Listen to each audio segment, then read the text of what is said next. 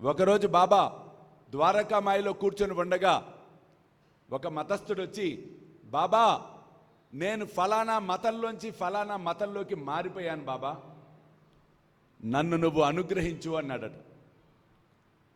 వెంటనే బాబా వాడి చెంప మీద కొట్టి, ఒరేయ్ వీడిని తరిమేయండిరా, వీడు అబ్బనే మార్చుకొని వచ్చాడురా అని చెప్పాడు. చూడండి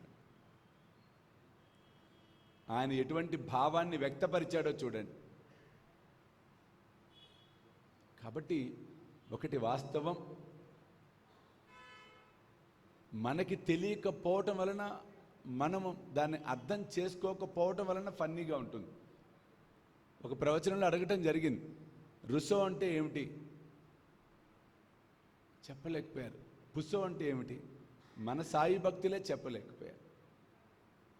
అసలు ఈ రిసో పుసోలు ఎందుకు వచ్చినాయి, దీన్ని అసలు రాసిన వాడు ఎవడు, ఎందుకు రాశాడు, ఏ సందర్భంలో రాశాడు అనేది మనం చూస్తే చాలా ఆసక్తికరమైన విషయాలు బయటకు వస్తాయి.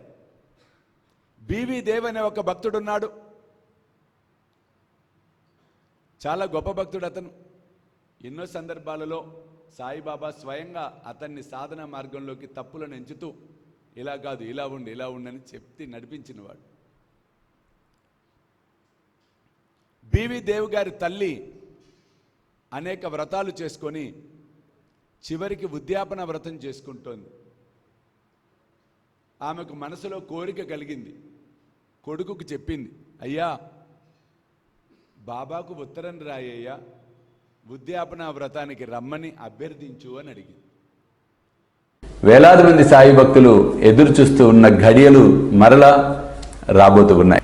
స్వామీజీతో షిరిడి యాత్ర సెప్టెంబర్ 5 గురువారం నాడు బయలుదేరతాం. సెప్టెంబర్ 6, 7, 8 షిరిడిలో వేలాది మంది సాయి భక్తులతో ఈసారి ప్రపంచవ్యాప్తంగా ఉన్న సాయి భక్తులందరినీ కూడా మేము ఇన్వైట్ చేస్తున్నాం ఈ గొప్ప కార్యక్రమానికి. కాబట్టి మీరు నాతో రావాలి, ఈ యాత్రలో పాలు పంచుకోవాలి అనుకుంటే త్వరితగతిన కింద కనిపిస్తున్న ఫోన్ నెంబర్స్కి ఫోన్ చేసి మీ టికెట్ సెటిల్ చేసుకునే ప్రయత్నం చేయండి. అమ్మా బాబా ఎక్కడికి రాడమ్మా, ఇంతకాలం నుంచి నేను చూస్తున్నా కదా, షిరిడి వదిలి ఆయన ఎప్పుడు ఎక్కడికి పోలేదమ్మా. లేదు నాయన, ప్రయత్నం చేయటంలో తప్పు లేదుగా, కనీసం ఆయనకి మనము విషయాన్ని వ్యక్తపరిచిన వాళ్ళం అవుతాంగా అని చెప్పింది. చూడండి, ఉత్తరం వెళ్ళింది షిరిడీకి, జోగు పట్టుకున్నాడు ఉత్తరాన్ని, బాబా దగ్గరికి వెళ్ళాడు.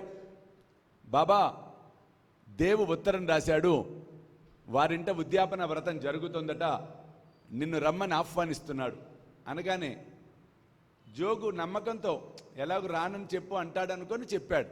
బాబా ఏమన్నాడో చూడండి, అలాగా చాలా బాగుందిరా, నేను నాతో ఒక ఇద్దరు కలిసి వస్తున్నారని ఉత్తరం రాయి అన్నాడు బాబా. జోగ్ ఆశ్చర్యపోయాడు. అంటే బాబా ఎలా వెళ్తావు, టెన్షన్. అప్పుడు ఏమన్నాడో చూడండి, పిచ్చివాడా, నేను వెళ్ళటానికి ఎద్దుల బండి, రైలు, విమానాలు, టాంగాలు అవసరం లేదులే, అన్నీ అవే జరుగుతాయి, రాయ్ రాయ్ అన్నాడు బాబా. జోగు ఉత్తరం రాశాడు. దేవుకి చేరింది ఉత్తరం. షిరిడి నుంచి వచ్చేటప్పటికి బాబా ఆశీస్సులు అని వచ్చి ఉంటుంది అనుకుని నెమ్మదిగా తెరిచాడు ఉత్తరం. చూసేటప్పటికి షాక్, గుండాగిపోయినట్టు అనిపించింది. తల్లిగారి దగ్గరికి వెళ్ళి తల్లి పాదాలకు నమస్కారం చేశాడు బివి దేవ్. అమ్మా నిజంగా చూడమ్మా, నువ్వు అన్నట్టే జరిగింది, బాబా వస్తున్నాడు